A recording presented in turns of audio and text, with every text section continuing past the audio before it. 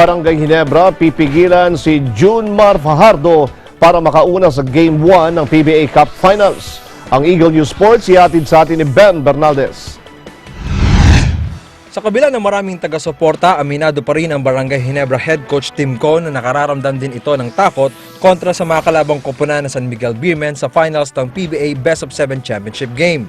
Ayon kay Con, ito ay dahil kompleto ang lineup ng SMB ng magagaling na players, subalit sinabi nitong paghahandaan nilang mabuti ang laban. You know, he has got that team working like a well-oiled machine, and they play hard together. They sacrifice for each other.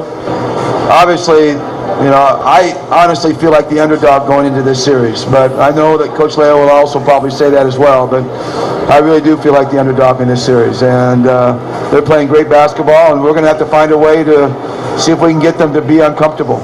That's all we can do. Dagdag pa ni Coach Tim Con na pag-aaralan nila kung paano pipigilan ng SMB 3-time most valuable player na si Junmar Fajardo para makauna ng panalo sa serye. Samantala, sa ginanap na PBA Philippine Cup Final Press Con, sinabi naman ni sophomore guard Jin-King Scotty Thompson na posibleng magiging mahirap sa dalawang koponan ang darating na serye, habang asahan namang matinding depensa ang ipapakita ng SMB sa pangunguna ni Chris Ross. Ang masasabi ko lang, top series to, talagang battle of adjustment siguro sa mga coaches. So talagang kung sino yung maglaro as a team, so feeling ko yun talaga yung mananalo. It's gonna be fun, man. They got a lot of talented guys, and they got a lot of different guys. All their guards are different. LA brings something different than Seoul does, and Scotty brings something different than the other two.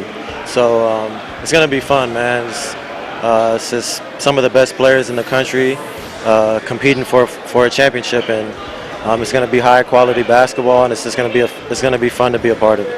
Kaugnay nito, posible naman daw na hindi makapaglaro sa unang match si Jody Vance dahil sa natamong foot injury ng power forward sa labanan nila noong semifinals kontra Star Hotshots.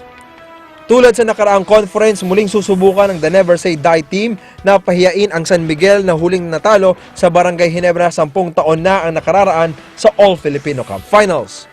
Para sa Ian Sports, ako si Ben Bernaldez and I'm 1 with 25.